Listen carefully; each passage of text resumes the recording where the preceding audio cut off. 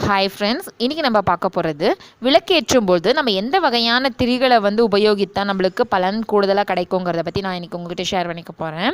அதில் 7 வகையான திரிகள் நம்ம உபயோகிக்கலாம். நம்ம வெள்ளை திரி, அந்த திரியை மட்டும் தான் நம்ம யூஸ் பண்ணி விளக்கேற்றுவோம். 7 வகையாக நம்ம இதை உபயோகிக்கலாம். பஞ்சுத்திரி, நம்ம பஞ்சுத்திரியை உபயோகிக்கும் போது அதுக்கு என்ன பலங்கிறத பார்க்கலாம். பஞ்சில் திரியிடுவது மிகவும் நல்லது, சகல சௌபாகியமும் கிடைக்கும்.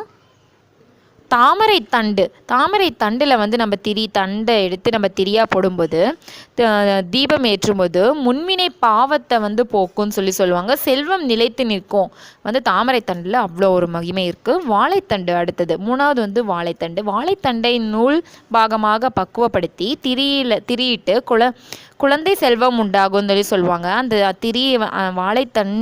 தண்டில் இருக்கிற அந்த பக்குவப்படுத்தி அதை எடுத்து திரியாக நம்ம யூஸ் பண்ணோம்னா கண்டிப்பாக குழந்தை செல்வம் நம்மளுக்கு கிடைக்கும். தெய்வ குற்றம், குடும்ப சாபம் முதலியன நீங்கும்னு கண்டிப்பாக இது நீங்கிடும். அதுக்கப்புறம் 4வது வெள்ளை எருக்கஞ்செடியில் பட்டையை திரியாக செஞ்சு தீபம் போட பெருத்த செல்வம் தரும். பேய் பிடித்தவர்களுக்கு அதன் தொல்லை நீங்கும்னு கூட சொல்லுவாங்க.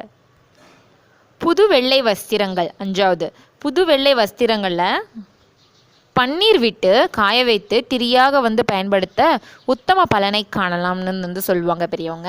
அதுக்கப்புறம் 6வது சிவப்பு கலர் சேலை துண்டு. இவற்றில் திரி செய்து தீபம் ஏற்றினா திருமண தடை, மலட்டுத்தன்மை,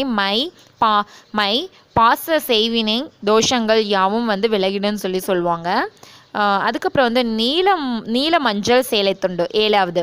இவற்றில் திரியை நம்ம செய்யும்போது அம்மன் அருள் கிட்டும், வியாதிகள் குணமாகும், வாய்வு தொந்தரவுகள் நீங்கும் அப்படின்னு சொல்லுவாங்க. நம்ம அந்த பஞ்சு திரியை மட்டுமே யூஸ் பண்ணுவோம்.